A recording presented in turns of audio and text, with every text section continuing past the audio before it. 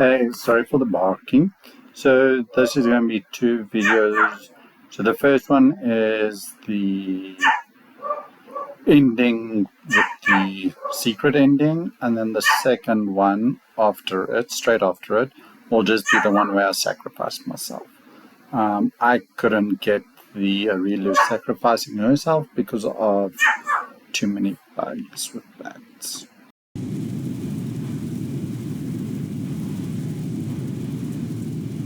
This is where it happened. It was here that I conducted the ritual, sewing my soul and the essence of the abyss together, feeling the world change around me as every stitch brought Galarian closer to the abyss. And it was here that even though you have no memory of it, I did the same to your soul. A researcher must not have any personal feelings for the subjects of their experiments. And yet, I find myself unable to remain completely detached from the world wound. I created it. I allowed it to be. It holds a researcher must be particularly resilient in the face of mistakes, incorrect hypotheses, and failed experiments. You are my failed experiment. You're so adept at magic. Of course, I've been preparing for our meeting. And hopefully I've prepared well.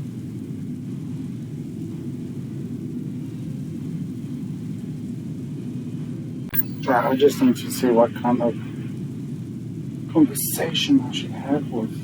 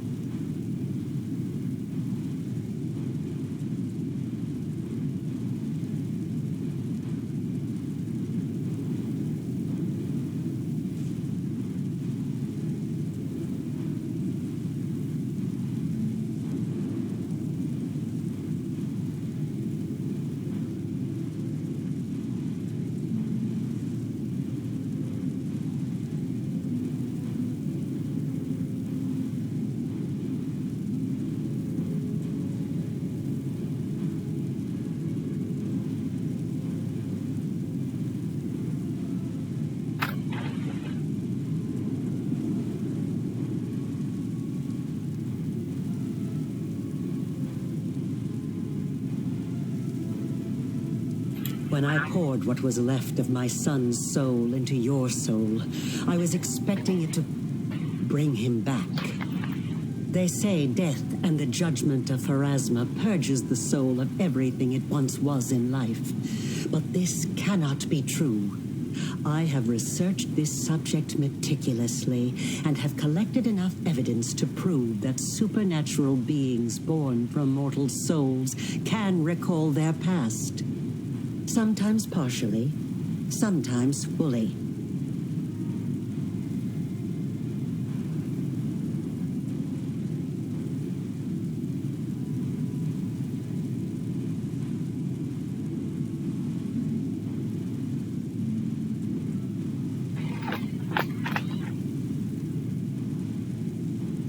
I watched you day and night, waiting for it to happen. For your memory to awaken, or your instincts at least. For anything familiar, something I could immediately recognize. I tested it, yes. And no. Even if I could have brought back my son, I wouldn't have stopped at that. I wouldn't have been satisfied. Not after what I'd gone through. I wanted to become stronger. And I wished the same for my child.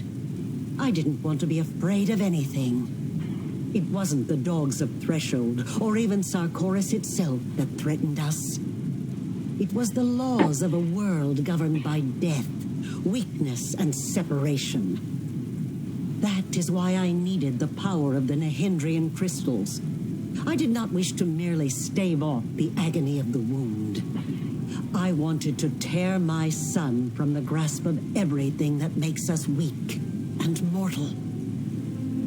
You have seen a goddess. You have been face to face with demon lords. Were you awed by their greatness? Do you enjoy? How strange. You are a kindred spirit. We are so alike. Perhaps the experiment wasn't such a failure in the end. But no. No. If a hypothesis is proven wrong, it needs to be rejected. But the research process does not stop there. That is all. It will kill me eventually. But I still have some time left. The tearing of the soul, followed by a cruel and it's finally time to end all this.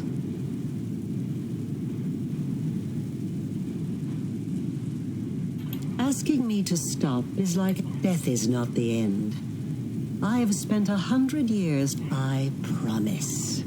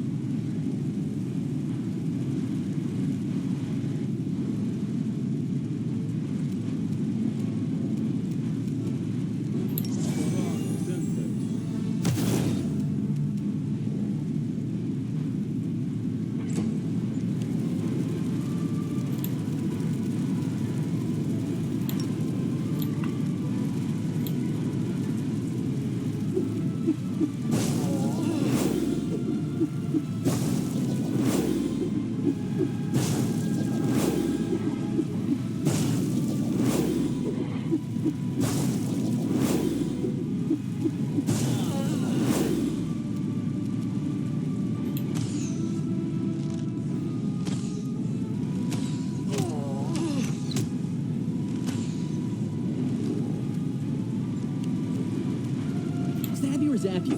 Why not both?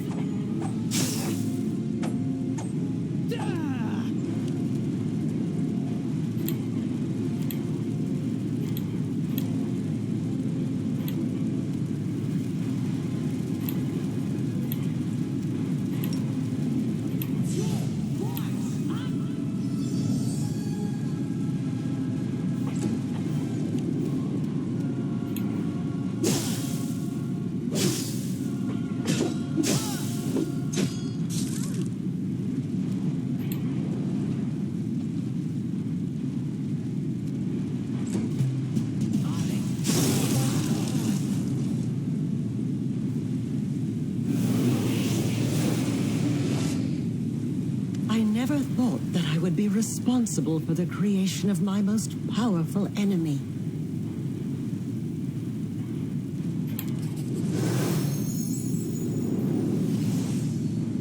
I've been waiting for you to get distracted so I can stab you in the back. I would be overjoyed to discover that I am wrong. I tried to hope, even though there was no hope left. But wait, why do you care?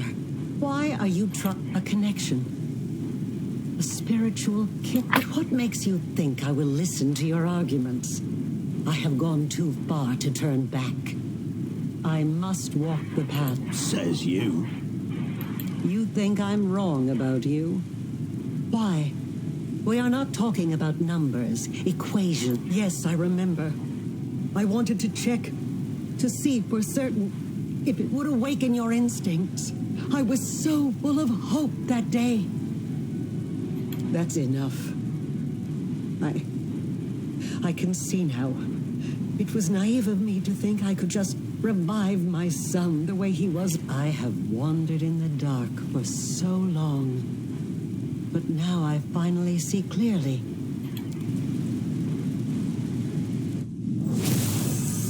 All these years, I've been playing a game with mortals and forces beyond mortal comprehension. But now I am a pawn in your game. I do not know your next move. I can't even imagine what plan you have in mind. So explain it to me. I see I was right to leave the lexicon in a place where you could find it. Yes, that is correct. We've reached the limits of our power. I did so long ago, and you've realized your full potential only recently. Mythic power cannot be made any stronger. At least, I have not been able to do so successfully. That means we are now living on borrowed time, counting down the days until we die from the wound's influence.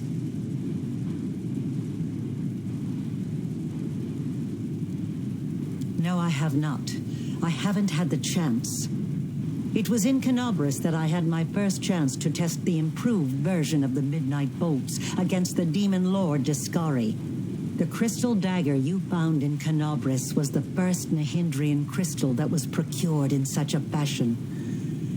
I gather that you know more about them than I do.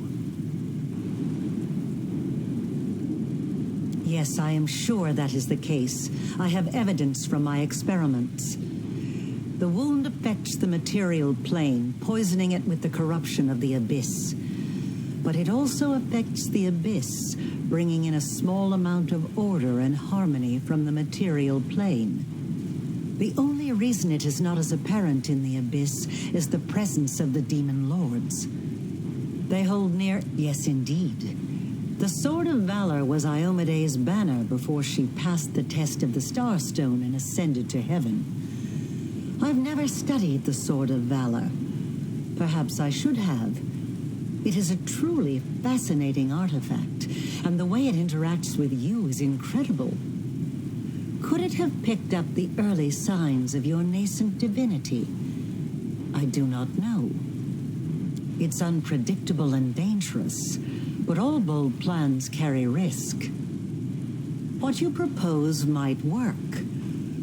Whoever absorbs the power of a newly killed demon lord will inherit their realm in the abyss. If we throw in a connection to the wound, we will end up with something unique. You will have the power of a demigod and an abyssal realm that, yes, your plan might work. I see no reason we shouldn't at least try. But how? There are only 3 demon lords whose realms are tied to the wound: Baphomet, Discari, and Nocticula. I doubt we'd be able to carry out a cunning murder of the Lady of Cunning and Murder. They are bound to appear? I didn't know that. No wonder demon lords are so careful about choosing archpriests.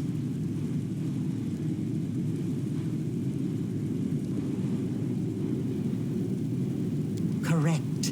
And the Locust Lord still hasn't deprived me of his favor. He should have done that a long, long time ago.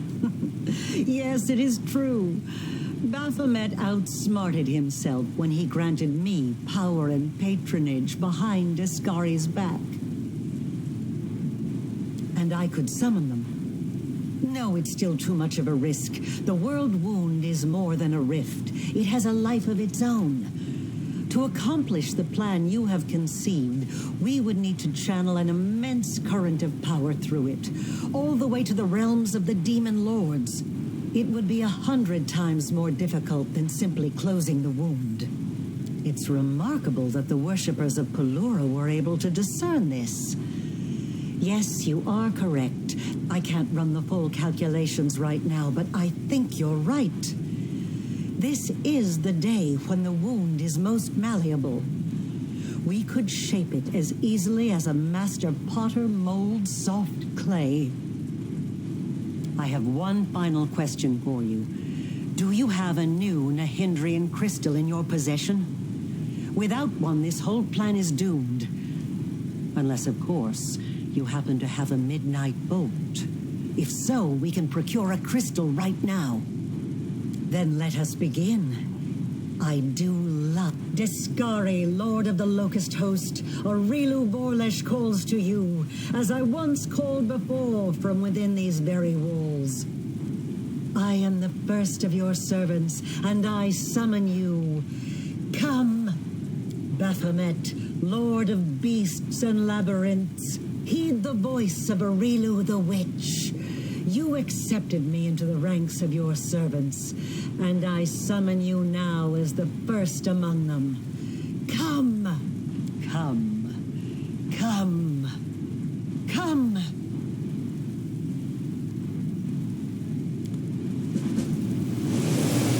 How curious. The gnats have decided to set a trap for me. You have spun out your betrayal like an intricate web, but it will take more than that to bring down the hunger of the abyss.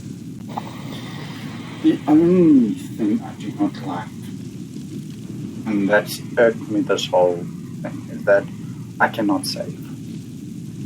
So, like, now I can't save at all. So if I lose this fight, I have to do everything again. So, First, my daughter failed me, and now my chosen mortal favorite does the same. Aurilu, do you not see that this alliance with your mortal creation will give you nothing? You could have served the greatest of masters, yet you Enough, Baphomet! You are wasting your time on words when the time for words has long passed. We shall fight those who have challenged us. You have come far, mortal, but not far enough to overpower two lords of the abyss. You believe yourselves to be our masters. You think you will be our doom. But you've never been anything more than a...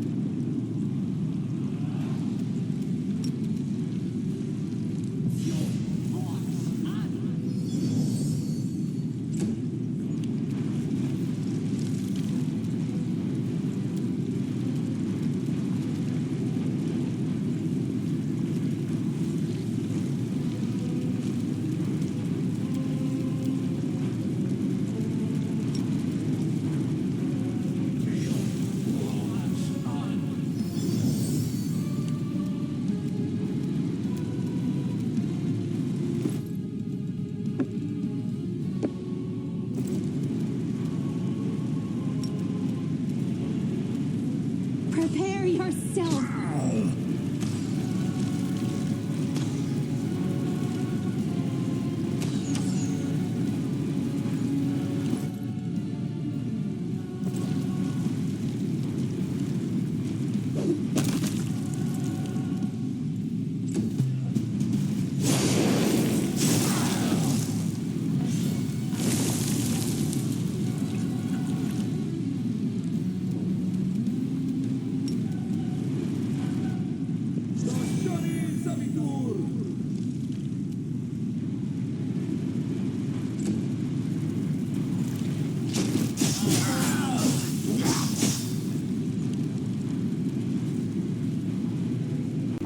I forgot about the midnight bolt, so I unfortunately have to skip around because I don't know how much damage everyone's gonna do. So let's move to that.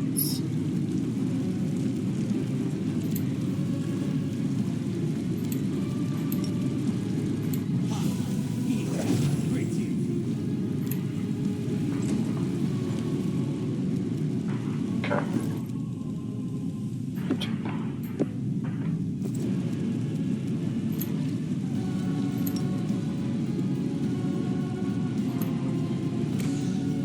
Disappear.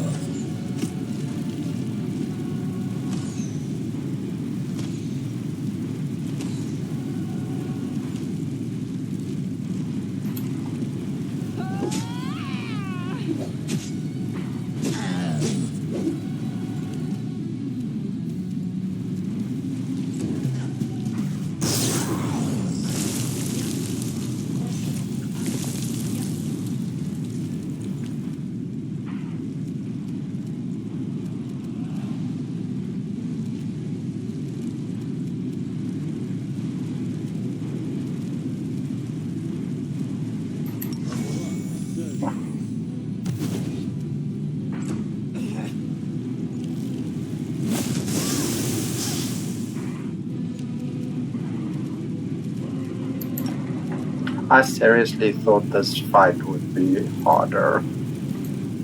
I'm glad it's not.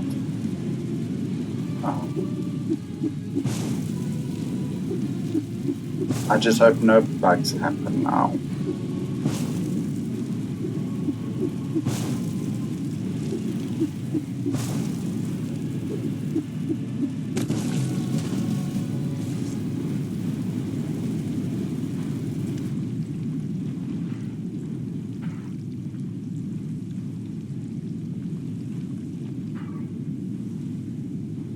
It is done. The road to greatness lies ahead. All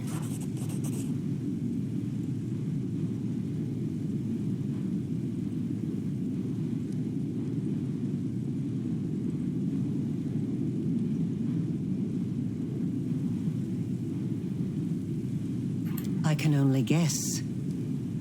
The regular crystals allowed you to impart some of your power to your followers, those whose souls were closely tied to yours.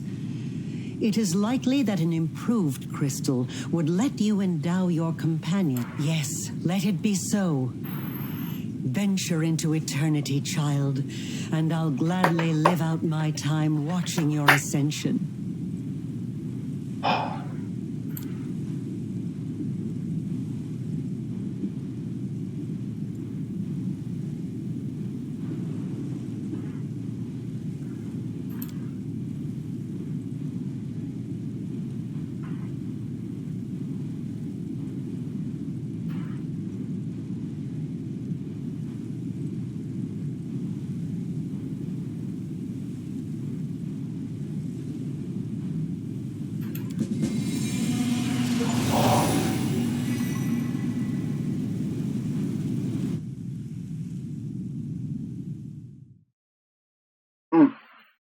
Okay, so I've experienced 2 endings. It's just the secret ending took so freaking long. Anyway. Life and death, destiny and great deeds, all in such mysteries. The search for one's true path, the mind can comprehend all of these. Then such concepts can be written down as a sequence of formulas, series of lines, a chain of thoughts. Still, a moment always comes when it is time to wrap up, to reach a conclusion, to put a period at the end of the last sentence. On the day of the great battle at the Threshold Fortress, a new name joined the divine pantheon of Golorian, contrary to the laws of creation and the limitations imposed upon mortal kind. The individual once known as the commander of the Fifth Crusade attained greatness, power, and immortality. The new power was likewise assumed by the commander's loyal companions. The might they gained was comparable to that of the heralds of demigods. Like the sun breaking through thunderclouds, a radiant bastion of good and order emerged in the darkness of the abyss, as the former realms of Baphomet and Discari became the commander's realm. The commander's story became one that was spread far and wide in the songs of bards. The tale fell upon the ears of many, those eager to convert to the new faith and those who nursed ambitions of replicating the commander's achievement. It is no exaggeration, then, to declare that the commander's ascension on that day changed the world forevermore. The impact that the commander made upon the world was not confined to the elimination of the wound.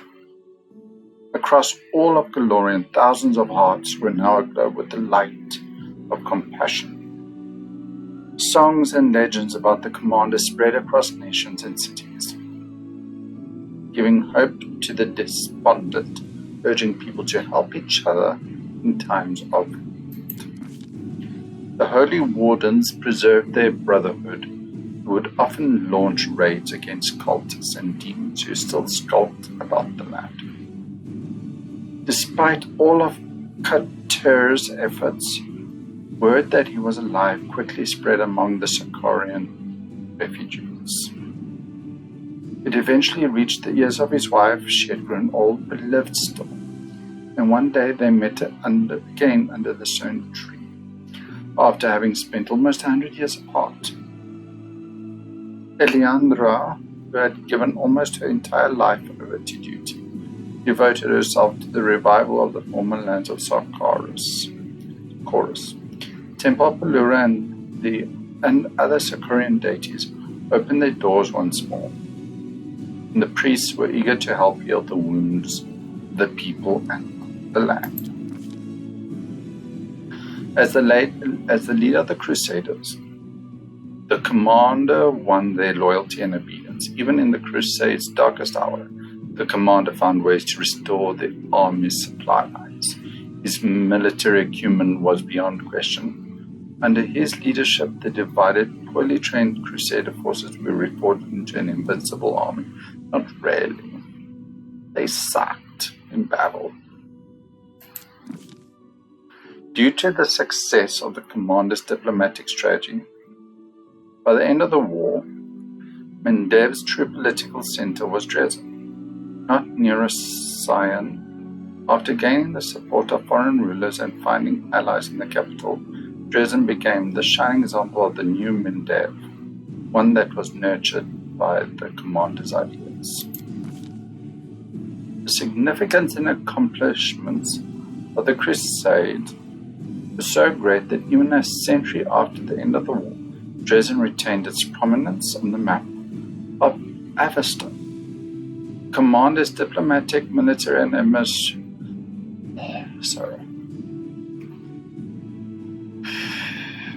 administrative talent turned the fortress into a key political player. Ugh. Queen Galfrey returned to Nerison with the intent to rule Mendev as before, but as it turned out, Mendevian society was hungry for change. The war-ravaged nation desired new leadership, but the queen would not countenance yielding her authority to anyone else. Just die already. She believed her duty to her homeland had not yet been fulfilled.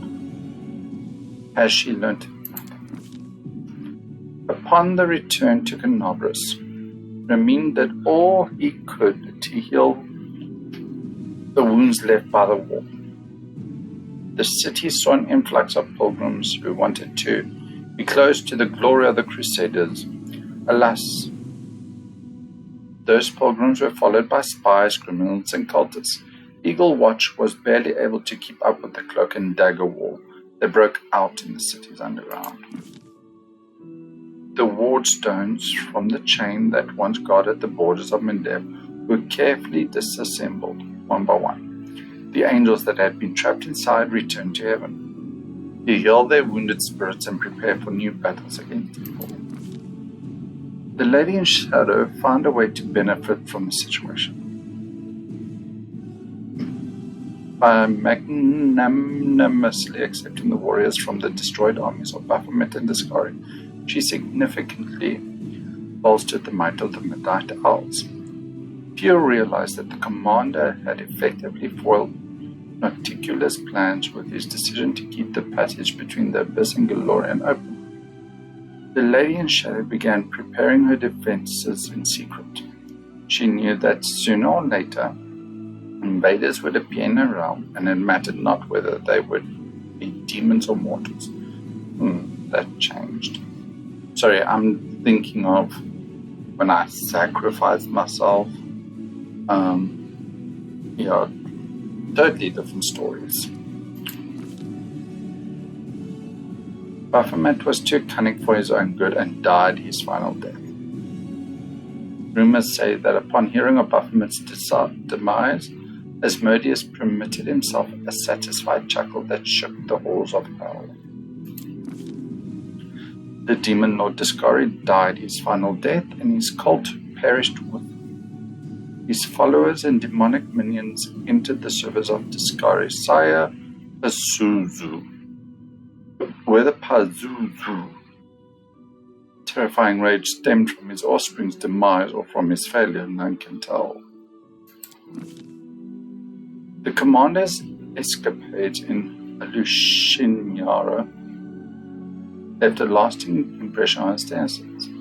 Under Zeklek's management, the battle bliss gradually fell into decline. Audience had grown bored of ordinary gladiators. Stewart would never be appreciating the Abyss. He solved the battle bliss and used the proceeds to relocate to Hell, where he finally found himself a home. The unrelenting killer and vigilance known as Red Mask continued the purge of Alushinyara, assembled a full squad of Asimar assassins. Demons enjoyed listening to stories of their bloody exploits. That is, until the assassins came to collect them. Leandra returned to the temples of Pelura's fall and resumed her service to her goddess.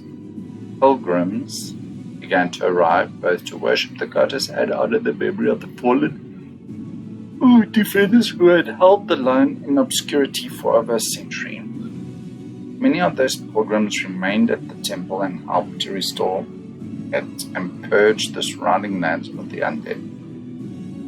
Slowly, life began to return to Sarkoris. Gesmaraha was true to her word. The Winter Sun clan left the land of their ancestors once they had left the borders of the former Sarkoris. The clan split into several branches. One went to the wildlands of Numeria, others set off for free Varishia. A small group led by Gesmaraha chose to travel to Andoran, where they were lost among the many refugees fleeing other lands and other wars. The Wintersun clan ceased to be. The Terabades were adamant about retiring from military service, leaving it all behind, and escaping together. But urgent Eagle Watch business forced them to stay for a week, then for a month, then for many years. Even as Anivia cursed their lot, however, her eyes would shine with pride, for she was always the first to admit that Erebeth was not the kind of person who could just up and retire. The hand of the inheritor returned to the halls of his heavenly mistress. It was difficult for him to forgive himself for his transgressions and his fall, but there were still many places left throughout the multiverse where evil dwelt, injustice was being wrought, and the herald of Lordom could not abide it. He picked up his sword again and rose to the defense of the weak and the defenseless. The commander's decision to destroy the Numerian device that he had captured in Blackwater Clan in Cape had dire consequences. Free of the mechanism that inhibited and controlled it, the mysterious core of the device soon awakened and vanished in a flash of magical energy. Within weeks, Numerian hunters began to tell tales of a strange construct they had encountered in the mountains. It was the skeleton of a machine of some sort, alien and incomprehensible, that had been built by people with hollow eyes. For a time, the whereabouts of Nura Dinbiwar were completely unknown, but then the River Kingdoms saw the publication of a shocking book, To the Abyss and Back, The Crusade Through the Eyes of a Former Cultist. The book was banned in several countries and a bounty was placed on Nura's head, but the elusive writer always escaped the clutches of inquisitors. For many years, Venture Captain Hilo continued to wander Galorian, a hopeless attempt to hunt down his nemesis, the Spinner of Wings, Aisheng. His hunt ended on an old road in the River Kingdoms, where Hilo saw a group of monsters attacking an innocent family. He managed to save only one of them, a young girl who had been orphaned on the terrible night. Hilo took her in and was forced to temporarily halt his search for the spinner. This pause lasted for a month, then a year. Abandoning his hope of reuniting with Lowry, Hilo found a new purpose in caring for another person. Over time, he was able to once again find joy and hope in life.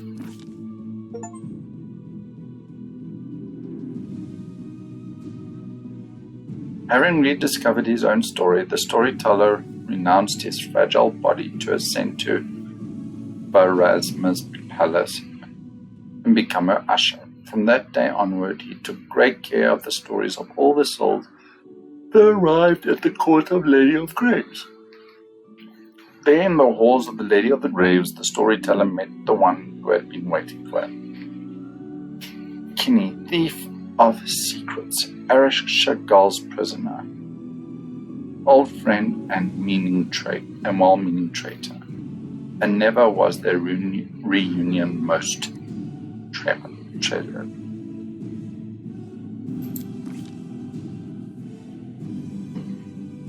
Ascension enhanced Sila's power, but did not change her character.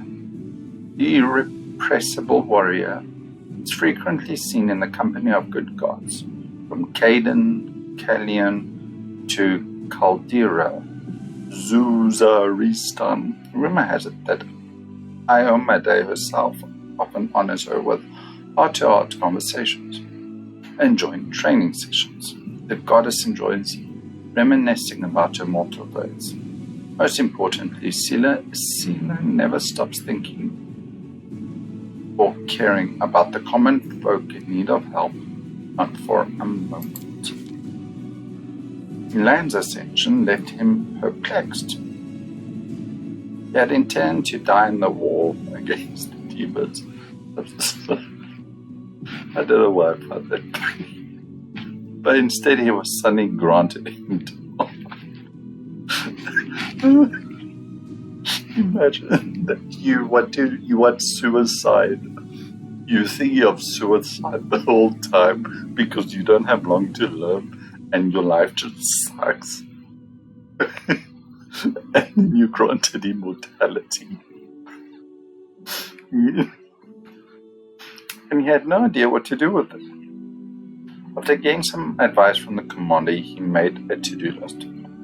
Go on a sea voyage, learn to read and write well, and of course defeat a few hundred more demons, just for old time's sake, right? Ascension was a true challenge for Ember. For years she had rebuked the good gods for doing so little to our mortals, but now she finally understood the burden of divinity, realizing that even her new powers were not enough to save all who suffered. She went to heaven, to her grandma, the Imperial Lord Andoletta, and asked to be her apprentice. But she continued to visit the mortal world to aid the defenseless or to convince a villain to change their ways. That's cute. Ascension opened up fascinating opportunities for Nino. Now she could discover if a high priest of Amayoda could convert a myriad barbarians if she happened to be teleported into the mist. She couldn't. Or he couldn't. Thought it's a girl. Nino, a girl or boy? Gapo. If a high priest could convert. Okay, so she teleported someone else. Discover how many women Absalom screamed at the sight of a dead mouse on their pillow. Approximately 34%. And see what two armies would do if all their weapons disappeared the night before the battle. They would make peace. She's the new trickster god. Let's experiment with mortals.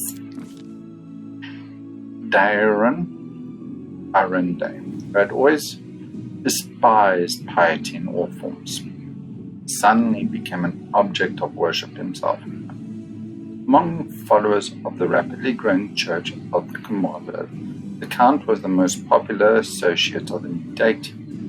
He was the one who most often pictured at the Commander's side in religious paintings and reliefs, possibly because artists found the handsome Asimar to be the most appealing subject. As for Darren himself, he suddenly swore never to ask a single prayer because he's a cunt, and it seems he duly kept his promise. There was only one thing in the world that the Count never doubted, ridiculed or belittled, either in conversation or in power, and that was his love for the Commander. That love came to be an integral part of his being. The Count was a ship. That love was the ocean upon which he sailed. God, these people are poets, liberating, life-giving, essential. Wooljeff, Jethro, gladly accepted his semi-divine powers since, as he told anyone who would listen, he deserved them. When he had to, he followed his chief everywhere. And whenever he had a spare minute, he descended to Golorian to steal one. Between him and Nino, poor mortals. Oh. And property in one of his many stashes throughout Golorian. Jesus. After the ascension, Cecile went to Nirvana to appear before Shannon in person.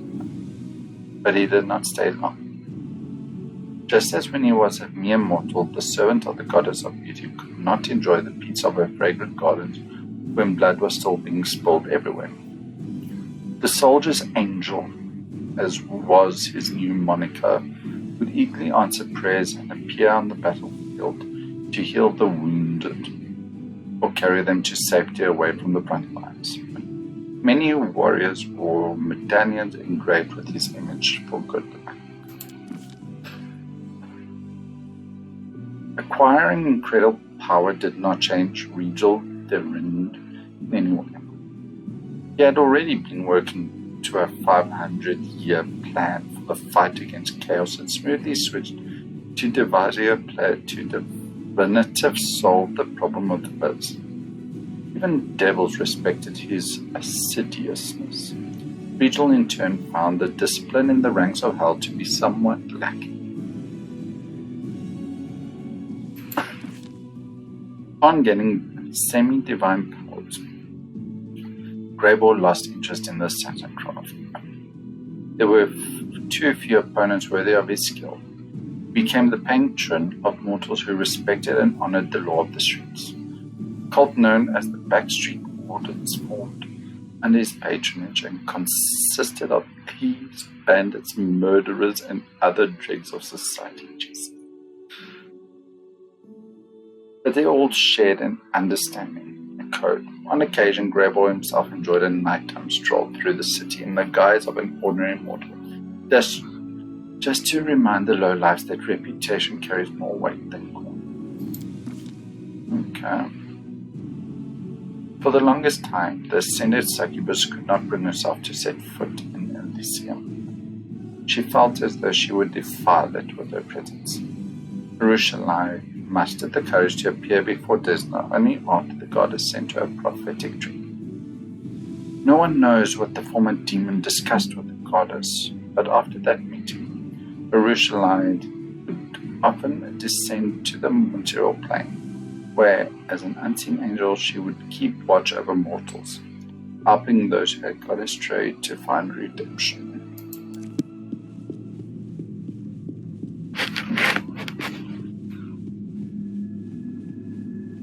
And what of me, the writer of these words? The half-demon witch known as the architect of the world wound. Oh, that's the only thing, is that I had to destroy the knife. Because I think I had to use it to destroy the pillars that kept the angels. And yes, I could have jippered it to get an extra crystal to have her ascend, but I've already changed here and there small things just to get the secret ending. So yeah. I was defeated. The victor spared my life in a gesture that was not quite a boon, not quite charity. I was left without hope, without a chance of finding a purpose again. I lived out my remaining days in an isolated cottage, far from everyone, needed by none, discovered by none. I have recounted the story of my life for you, Pharasma, Lady of Graves. Not only of my life, but of the commander's also. I believe the tale of such an illustrious figure would pique even a goddess's curiosity. Now you know everything.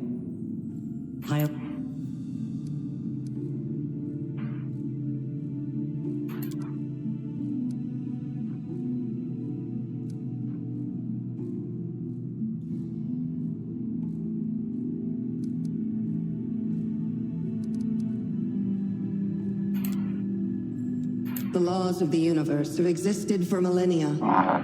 They are incontrovertible. Well, on the other one, where I sacrificed myself, I saved her. Same. You wrought great evil, while it stemmed from the evil that was done to you. Your actions far exceeded it. Your soul is dark, and there is only one place for you in the universe. I shall send you to the abyss, plane of pain and fury, suffering and privation. That which you have done to others will now be done to you. So be it. Now you, the mortal who has risen so high as to stand boldly in the presence of the goddess of fate, you have done the impossible, and you will be remembered as long as this universe exists. Go, live out the rest of your life. I look forward to tales of your future deeds.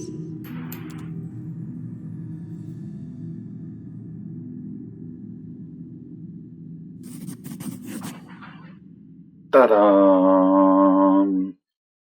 Ta-da! We have done it. We have finished. Hours and hours we have finished. Oh.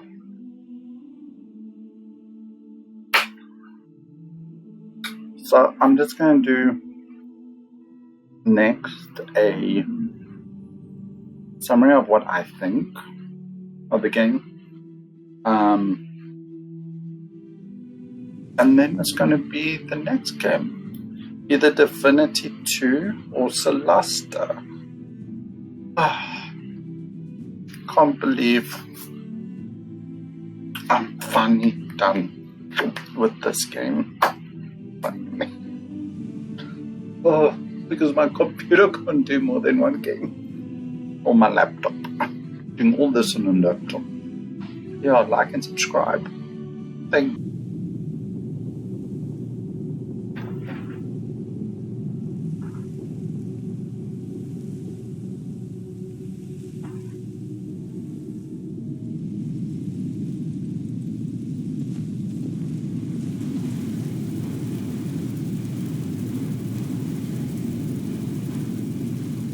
This is where it happened. It was here that I conducted the ritual, sewing my soul and the essence of the abyss together, feeling the world change around me as every stitch brought Galarian closer to the abyss. And it was here that even though you have no memory of it, I did the same to your soul.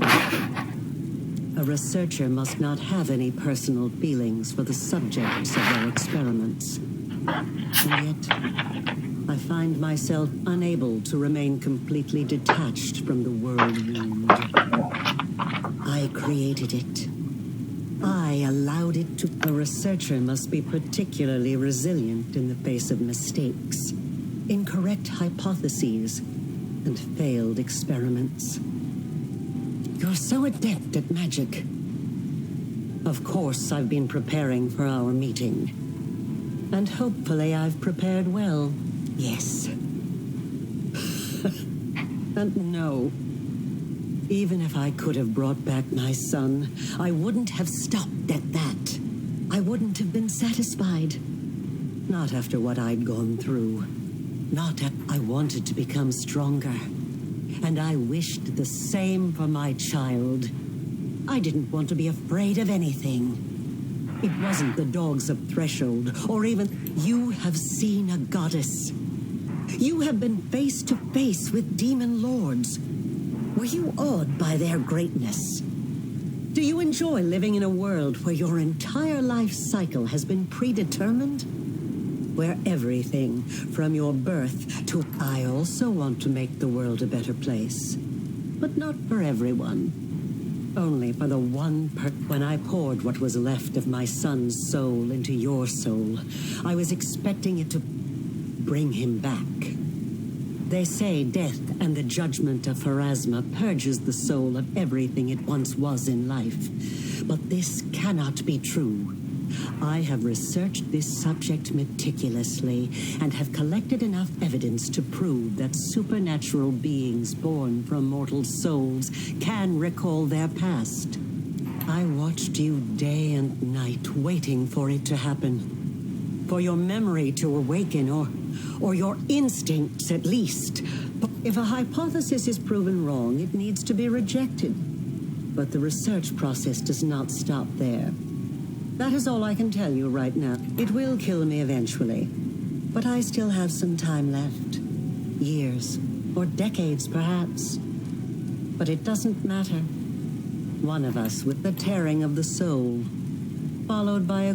Yes, it was bound to... Death is not the end. I have spent 100 years trying to prove it, and I will not stop. I promise.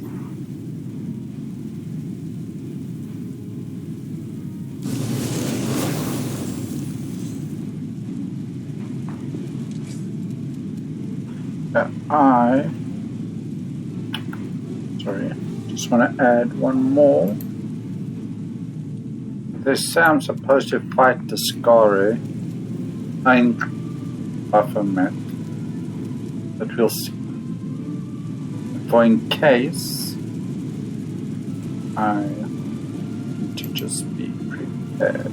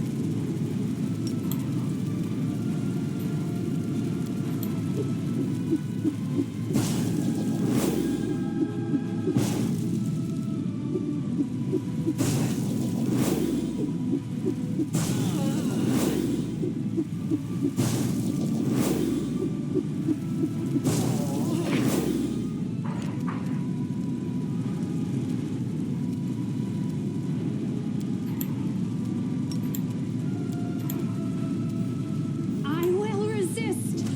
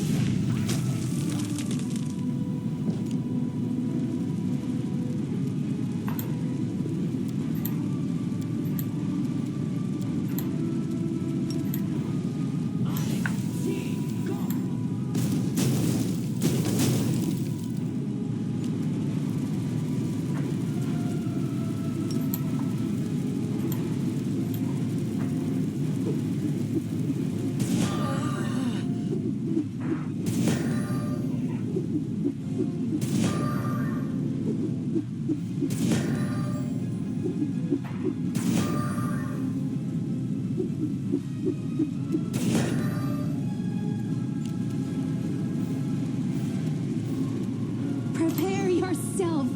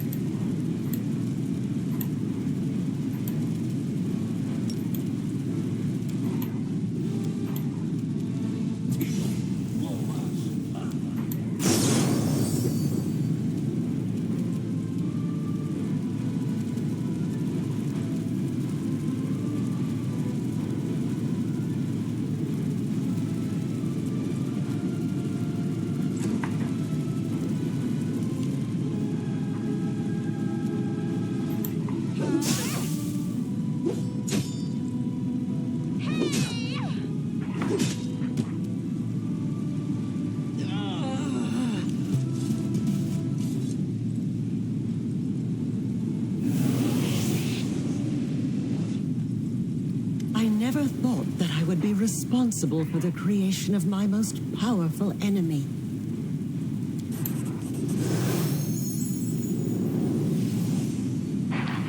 I've been waiting for you to get distracted so I can stab you in the back.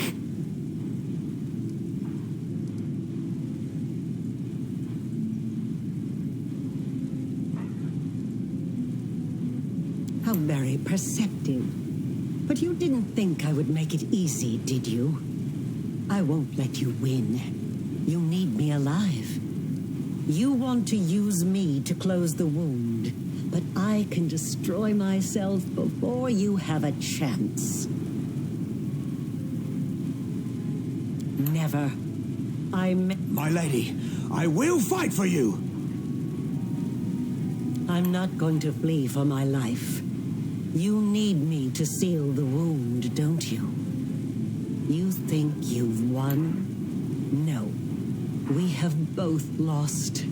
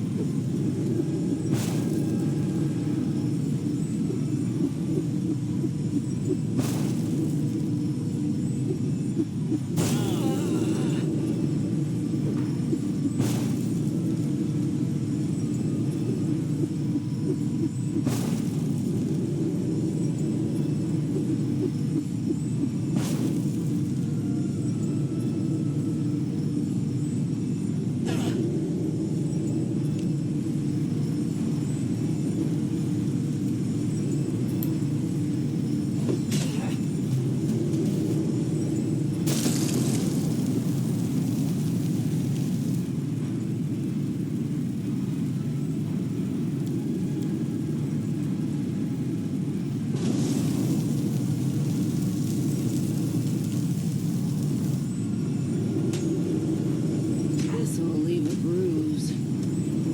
I'll just sit here. Don't.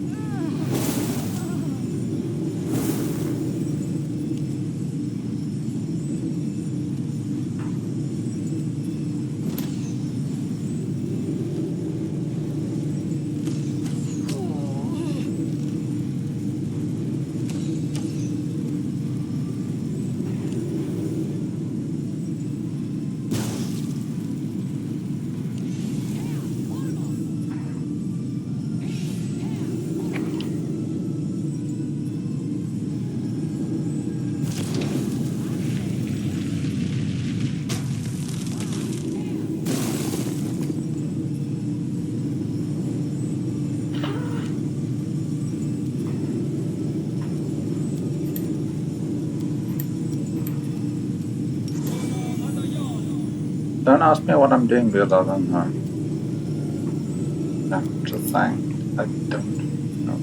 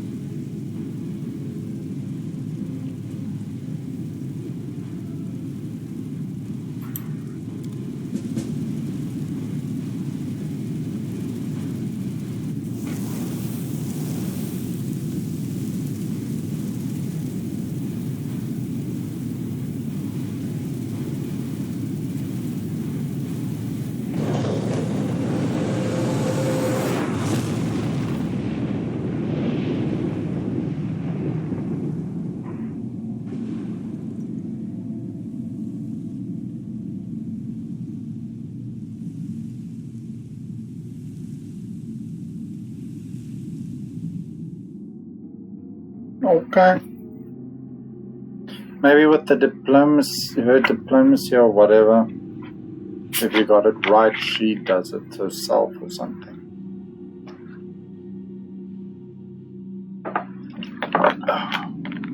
Don't know. Maybe this is how it was supposed to end.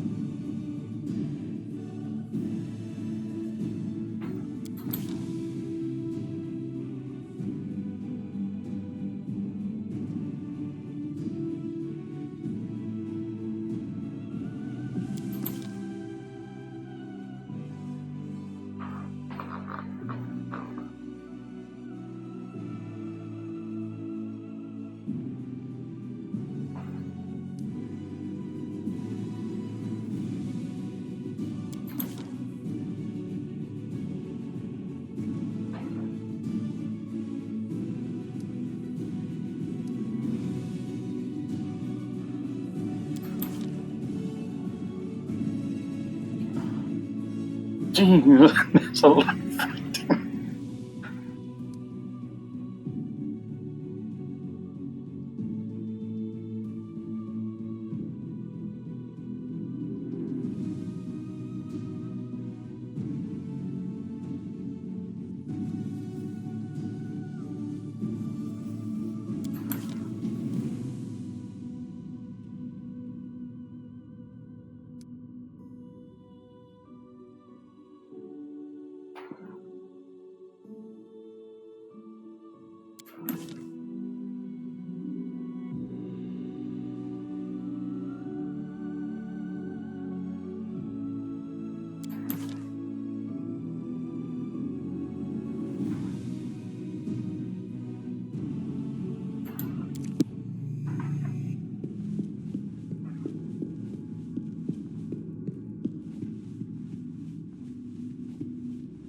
And what of me, the writer of these words?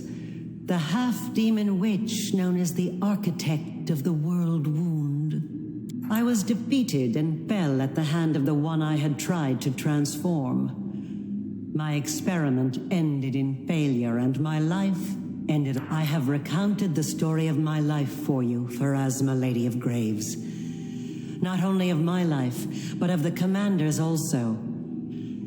I believe the tale of such an illustrious figure would pique even a goddess's curiosity.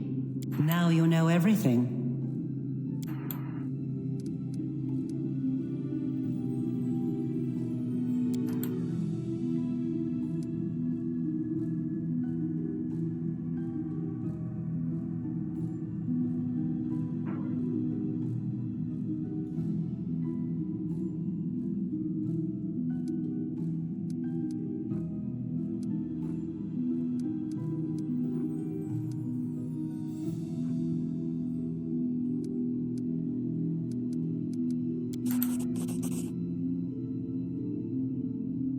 The laws of the universe have existed for millennia.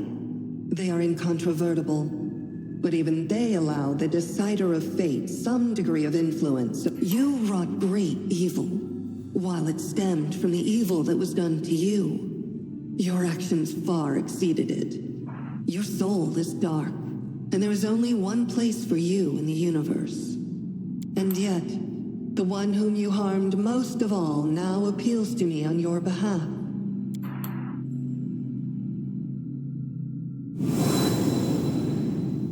I shall send you to the Maelstrom, the plane on the edge of the world, a place to which the gods' gazes do not stray. There you will find yourself, or you will perish in the whirlwind of chaos that is your soul. So be it. Now you, the mortal who has risen so high as to stand boldly in the presence of the goddess of fate. You have done the impossible, and you will be remembered as long as this universe exists. You have earned your peace.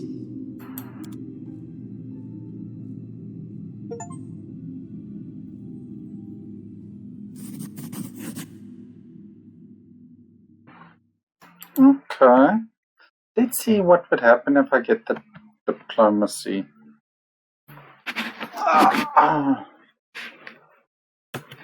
Okay.